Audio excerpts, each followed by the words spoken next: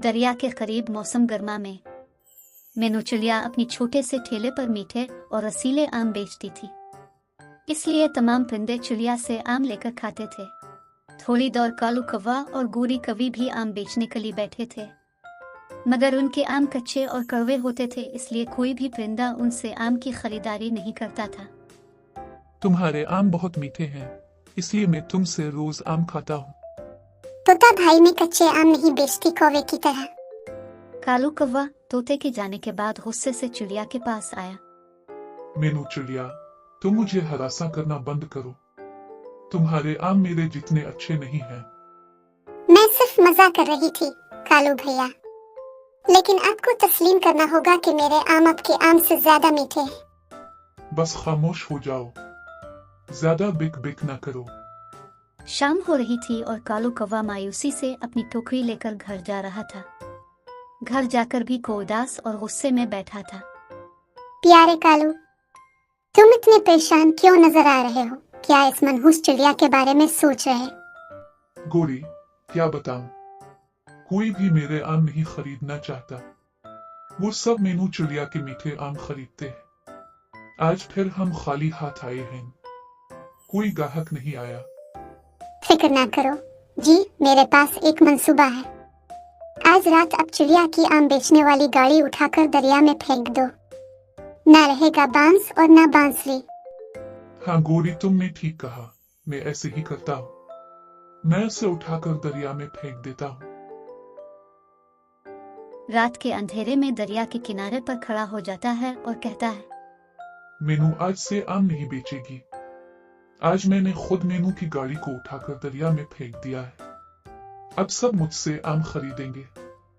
अगले दिन जब चिड़िया आमों से भरी टोकरी लेकर दरिया के किनारे पहुंचती है, तो वो अपनी ठेला वहां न देखकर रोने लगती है। मेरा ठेला कहाँ गया? किसी ने मेरी टोकरी चरा ली। अब मैं अपने आम कैसे बेचूंगी? मीनू चिड़िया को रोता देखकर एक कबूतर पूछता है, अरे मीनू चिड़िया, तुम रो क्यों रही हो? कबूतर भाई, मेरे आमों का ठेला किसी ने चरा लिया है। चिड़िया बहन, अब जमीन पर कपड़ा फैलाकर इस पर आम रखकर बेचना शुरू कर दो, ग्राहक जरूर आएगा। फिर चिड़िया ने जमीन पर कपड़ा रखकर वहीं बैठकर आम बेचना शुरू कर दिया। आम ले लो, निराले आम, दरिया किनारे मीठे और सस्ते आम। दूसरी तरफ कालू और गोरी बैठे थे और गोरी आवाज लगा रही थी, आम ले लो, आम, दरिया किनारे मीठे कच्चे और सस्ते आम। आवाज सुनकर बुलबुल वहां आता है। कालू गोरी, वैसे तो बहुत समझदार बनते हो, दुकान लगाकर बैठे हो और आम कच्चे हैं। इस चिड़िया के आम तुमसे अच्छे हैं। मैं सिर्फ मीनू चिड़िया से आम लूंगी। बुलबुल बहन, मैं आपको ये आम सस्ते रेट पर दूंगा। ना बाबाना, में तो तमेरी ये आम मुफ्त में भी ना लो, और तो सस्ते की बात कर रहा है। बुलबुल मीनू चिड़िया के पास जाती है और इससे पक्के और मीठे आम खरीदती है। कालू, तुमने मीनू चिड़िया के साथ परिंदों की तिजारत देखी है? गोरी, अब मुझे चिड़िया की तरह आम को पीला करना पड़ेगा।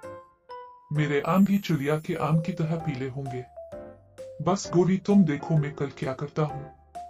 कौवा अगले दिन आमों को पीला रंग करके ठेला लगाता है। गोरी आवाज लगाती है, निराले आम, दरिया किनारे मीठे और सस्ते आम। अचानक एक चील आसमान से नीचे उतरता है। वो कालू कौवा और गोरी कवि के पास आता है और कहता है, मुझे 5 किलो आम दे दो। मेरी बहन आई है और उसे आम बहुत पसंद है। कालू कौवा चील को 5 किलो आम देता है। चील आम लेकर उड़ जाता है। जब चील आमों को धोता है तो वो अंदर से कच्चे निकलते हैं। चील गुस्से में आ जाता है। तो कालू गोरी ने मेरे साथ धोखा किया है। ये कैसे मुमकिन है कि मुझे भी पागल कर दिया जाए? मैं अभी जाकर उनको सीधा करता हूँ। फिर चील एक बड़ी छड़ी लेकर आ जाता है और कालू कौवा और गोरी कवि को मारकर आधमरा बना देती है। बचाओ बचाओ, हाय मैं मर गया, बचाओ बचाओ। ये देखकर गोरी अपने शौहर कालू को छोड़कर भाग जाती है। ये सब चिड़िया भी देख रही थी। वो खुश होकर कहती है, हसद का अंजाम हमेशा ऐसा ही होता है मिट्ठू भैया। उन जालिमों को और मारो मार कर उनका भरकस निकाल दो। दोस्तों, अगर आपको मेरी ये कहानी पसंद आई हो तो अपने दोस्तों के साथ शेयर करें और चैनल को सब्सक्राइब करना ना भूलें। शुक्रिया।